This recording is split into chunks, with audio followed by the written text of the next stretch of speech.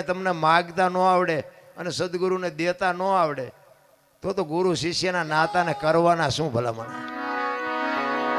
એક ગુરુ ને શિષ્ય બે આમ હાલે જતા હતા વગડામાં.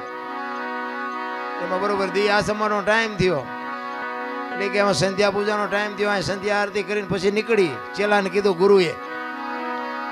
ચેલો કે પણ બાપુ આ સિંહની ત્રાડ્યું સંભળાય છે, અહીં કોઈ નહીં આપણી કથા સાંભળે કે હાલો ને થોડાક આગાવ્યા જાય.